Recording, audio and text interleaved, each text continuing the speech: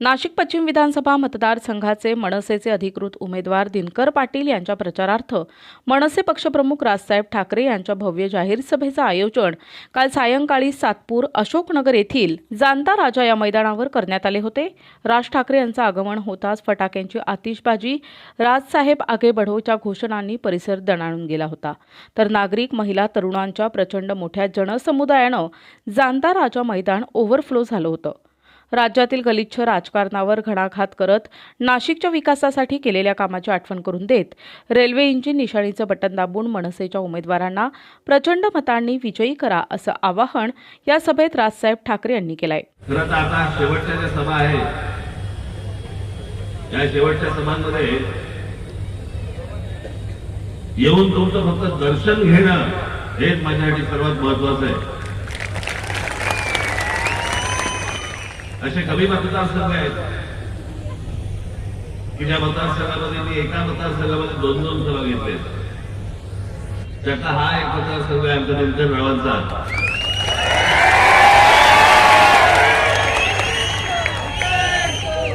त्याची एक सभा आता आहे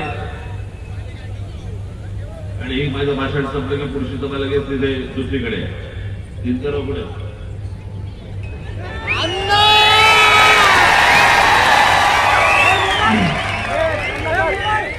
मी आता दिनकरवाला सांगितलं, म्हटलं तुम्ही पुढच्या सभेला जा आणि तिकडे वाटप सुरू करा, म्हणून मी तुमची परवानगी मागतोय की त्याला पुढे जाण्यासाठी आपण सर्वांनी परवानगी द्यावी। तुम्ही तुमचं बोलणं झालंय ना?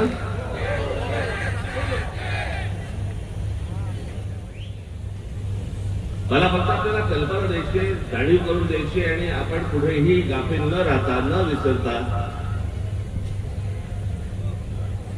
गेल्या 5 वर्षामध्ये जे महाराष्ट्राचं राजकारण झालं ते 20 तारखेला मतदान होईपर्यंत विसरू नका।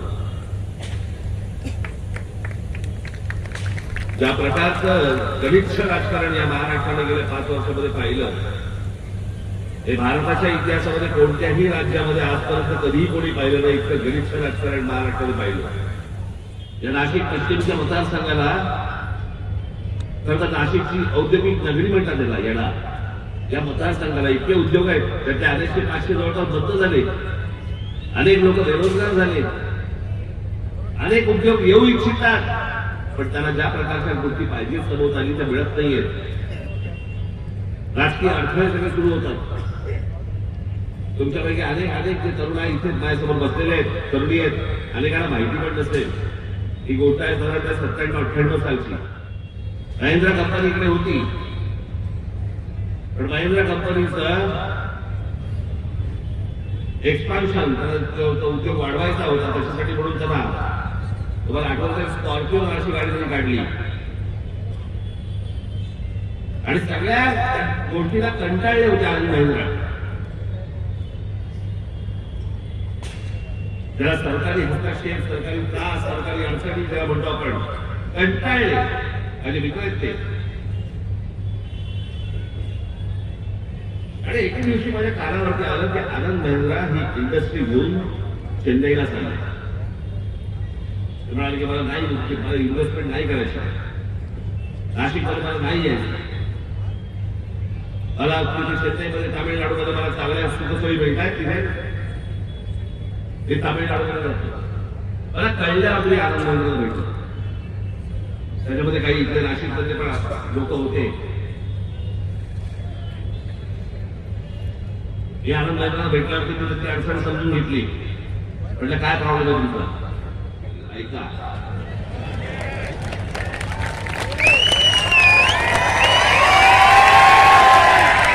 40 वर्षापूर्वी माझा बघायचा कार्यक्रम झालेला आहे, त्याच्यामुळे आता फक्त ऐका।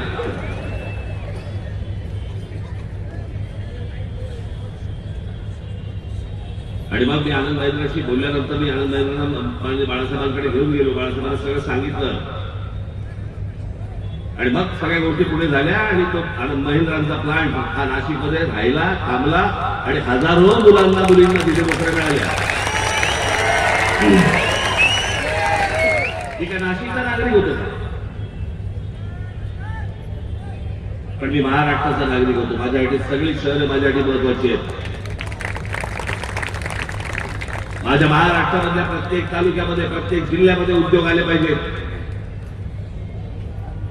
माझ्या महाराष्ट्रामधल्या प्रत्येक तरुणीला जिथे राहतोय तिथे रोजगार मिळाला पाहिजे.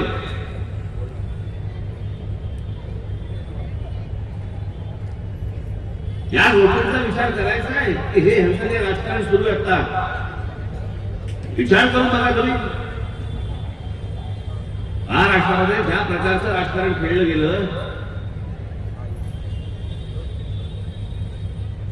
तुमचा विचारच नाही. तुम्ही मतदार म्हणून तुमचा विचारच नाही. तुम्ही मतदान करून मोकळं झालात ना, गेट आउट. आता आम्ही आमचं काय ते बघणार. जाहीर कामामध्ये काय टाकतात तर म्हणे छत्रपती शिवाजी महाराजांची जिल्ह्या जिल्ह्यात मंदिरं बांधणार. काही डोकं आहे बघायला. इथे मुलं शिक्षणापासून वंचित आहेत. ज्या महाराष्ट्रामध्ये विद्या मंदिरं बांधायला पाहिजेत आणि छत्रपती शिवाजी महाराजांचे गडकिल्ले चांगले केले पाहिजेत, त्याच्याऐवजी आम्ही शिवाजी महाराजांची मंदिरं बांधतो. महाराजांना तरी पटेल का? महाराजांना तरी आवडेल काही गोष्ट? हे यांचं डोकं, तुमच्याकडे बघण्याचा दृष्टिकोन, महाराष्ट्राकडे बघण्याचा दृष्टिकोन. सगळ्यांना हा जोडून विनंती आहे, तुम्ही एक महाराष्ट्रामध्ये एक राहायला पाहिजे. या लोकांच्या नादी लागू नका. माझ्यासाठी जशी माळी ही जात जशी प्रिय आहे, तशी मराठा माझ्यासाठी प्रिय आहे, तशी ब्राह्मण प्रिय आहे, तशीच माझी आगरी प्रिय आहे, माझी सगळ्या जाती माझ्यासाठी प्रिय आहेत. एकमेकांमध्ये मतभेद निर्माण करणं आणि द्वेष निर्माण करणं माझ्या मनात पण कधी येत नाही. या लोकांना येतं कसं मनात? आणि ह्या राष्ट्रवादी काँग्रेसच्या जन्मानंतर या सगळ्या गोष्टी सुरू केल्या. होय, मी तुला थेट सांगतोय, राष्ट्रवादी काँग्रेसच्या जन्मानंतर शरद पवारांनी या महाराष्ट्रात हे राजकारण करायला सुरुवात केली. तोपर्यंत आमच्या मनात पण कधी येत नव्हतं. आणि मग आमचे महापुरुष वाटायला सुरुवात केली. आमचे छत्रपती शिवाजी महाराज मराठ्यांचे, डॉक्टर बाबासाहेब आंबेडकरांचे दलितांचे, ज्योतिराव फुले आमचे माळ्यांचे, लोकमान्य टिळक आमचे ब्राह्मणांचे. स्वराज्य हा माझा जन्मसिद्ध हक्क आहे आणि तुम्ही मिळविलाच. ही घोषणा काय त्यांनी ब्राह्मणांसाठी केली होती काय? या देशाच्या स्वातंत्र्यासाठी केली होती ना. माझ्या महाराष्ट्रातल्या मुली शिकल्या पाहिजेत. त्या कोणत्या का जातीच्या असताना पण त्या माझ्या मुली शिकून मोठ्या झाल्या पाहिजे. हा विचार ज्या आमच्या ज्योतिराव फुलेंच्या मनामध्ये आला, तो काय माळ्यांसाठी आला होता काय?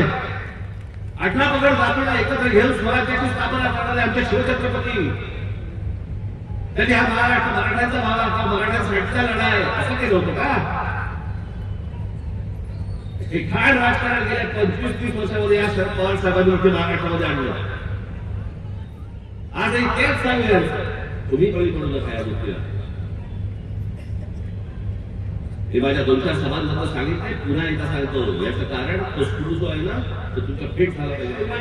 हे फक्त एवढ्याच गोष्टींसाठी आहे की ज्या मूलभूत जे गोष्टी आहेत, जे मूलभूत जे प्रश्न आहेत, त्याच्याकडे तुम्ही फक्त कशात गुंतले पाहिजे? तुम्ही जाती जातीमध्ये गुंतले पाहिजे. तुम्ही जाती जातीमध्ये भांडणामाऱ्या केल्या पाहिजे, डोकी फोडली पाहिजे एकमेकांची. हे काय राजकारण चाललंय ना बाबांना, माझी विनंती आपल्याला हे ओळखा एकदा, हे समजून घ्या. आणि ह्याच्यासाठी काही माणसं उभी केली जातात आणि हे सगळे द्वेष पसरवले जातात. याचं कारण तुमच्या मूळ विषयाकडे तुमचं लक्ष जाऊ द्यावं. इथे आपलं सरकार असताना, महानगरपालिका आपल्या हातामध्ये असताना आपण इकडच्या जवळच्या धरणामधनं पाईपलाईन टाकली आणि तुमचा नाशिककरांचा मी पुढच्या 50-60 वर्षाचा पाण्याचा प्रश्न करून टाकला. तुम्हाला कधी येणार नाही अडचण, तुम्हाला पाण्याची अडचण येणारच नाही पुढची 50-60 वर्ष. काम करणं याला म्हणतात. त्या प्रकारचे नाशिकमध्ये आम्ही त्यावेळेला रस्ते केले. एक ते बोटॅनिकल गार्डन रतन टाटाला आणलं होतं मी, त्यांच्या पैशामधलं हे बोटॅनिकल गार्डन उभं केलं. कोणासाठी केलं? इथे माझ्या माता भगिनी बसल्यात, पुढे मागे आहे सगळीकडे, तुम्ही बसलेला. अशा जागा नको का शहरामध्ये? त्याच्यासाठी मी ह्या जागा केल्या. रतन टाटा एकटी मोठी व्यक्ती होऊन गेली असे अनेक उद्योगपती आहेत, त्यांचा एक CSR फंड असतो, फंड की त्यांनी सामाजिक गोष्टींवरती ते खर्च केले पाहिजे. ते कोणी राजकारणी त्यांच्याकडे जात नाही. कारण CSR मध्ये जर समजा तुम्ही फंड मागितला तर ती कंपनी ते काम करते, त्यात तुम्हाला पैसे खाता येत नाही. त्याच्यामुळे या उद्योगपतींकडे कोणी जातच नाही. तर या महाराष्ट्राची सत्ता माझ्या हातामध्ये जर आली, डॉक्टर बाबासाहेब आंबेडकरांच्या नावाने हे जगातलं सगळ्यात मोठं वाचनालय हे महाराष्ट्रामध्ये काढेल. जगभरामधलं लोक ज्ञानासाठी तिकडे आले पाहिजेत, वाचनासाठी तिकडे आले पाहिजेत, ज्ञान मिळवायला आले पाहिजे. ही खऱ्या अर्थाने आमच्या डॉक्टर बाबासाहेब आंबेडकरांना श्रद्धांजली असेल.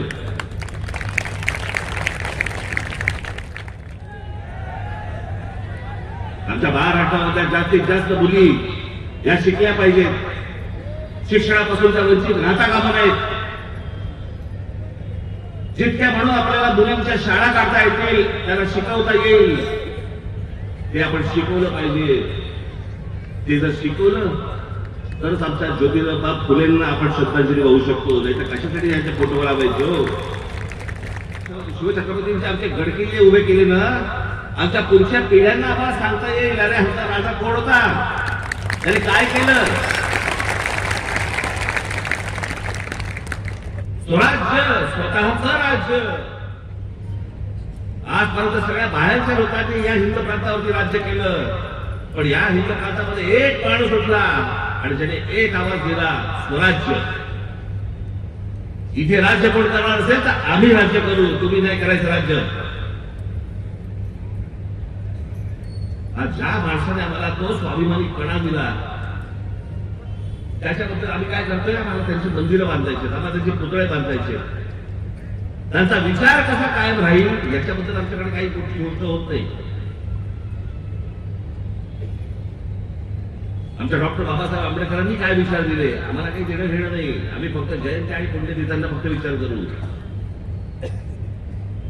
माझी आपल्याला फक्त विनंती आहे, हा सगळा अख्खा इंडस्ट्रियल झोन आहे, इथे IT पार्क आला पाहिजे.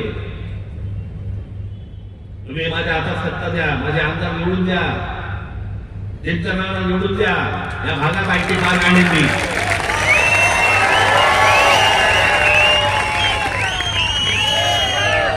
आणि हे मी तुम्हाला जे सांगतोय ना, तो माझा आवडीचा विषय म्हणून करतो.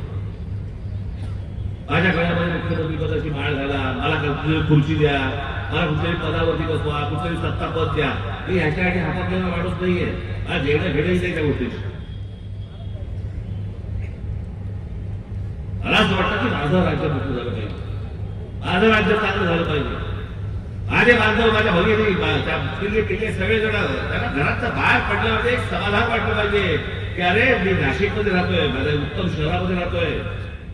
असा महाराष्ट्र, असं महाराष्ट्राचं स्वप्न मी पाहतो. ते स्वप्न पूर्ण करण्यासाठी म्हणून मला तुमची साथ हवी आहे. त्याच्यासाठी म्हणून मी आज हे भाषण देतो, तुमच्या समोर येतोय.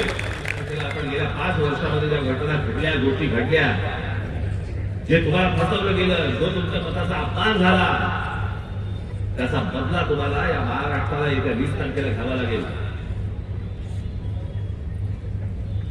जर 30 माणसं ज्यांनी तुमच्या मताचा अपमान केला, ज्यांनी तुमच्या मतांची प्रतारणा केली, ज्यांनी तुम्हाला गृहीत धरलं, ज्यांनी तुमचा विचारच नाही केला, अशीच लोक जर समजा महाराष्ट्रात परत परत निवडून येत गेली, त्या महाराष्ट्राचं वाटोळं झालं म्हणून तुम्ही समजा.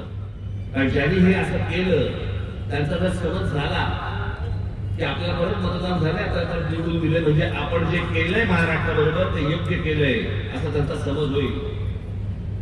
ज्यांनी ज्यांनी या गोष्टी केलेल्या आहेत त्या सर्व लोकांना महाराष्ट्राने दूर ठेवलं पाहिजे. आपण हे सगळं जे उमेदवार माझे उभे आहेत त्यांना आपण निवडून द्या. आपल्याला भेटण्यासाठी प्रत्येक मतदारसंघात येईल हे माझं महाराष्ट्राला वचन आहे, माझा शब्द आहे. पण येत्या 20 तारखेला आपण कुठेही बेसावत न राहता गांभीर्याने आपल्या रेल्वे इंजिन या निशाणीवरती आपण माझ्या सर्व उमेदवारांना आपल्या रेल्वे इंजिनच्या निशाणीवरती बटन दाबून सर्वांना आपण प्रचंड प्रचंड प्रचंड मताने आपण विजयी करावं असं एक आवाहन करतो आणि तुमचा सर्वांची रजा घेतो. धन्यवाद. जय हिंद. जय महाराष्ट्र. आपला नाशिक पश्चिम मतदारसंघ काबीज करण्यासाठी एकाच दिवशी राजसाहेब ठाकरे यांच्या सातपूर आणि सिडकोतील 2 सभांमुळे नाशिक पश्चिम मतदारसंघात चैतन्य निर्माण झाल्याचं चित्र दिसत आहे.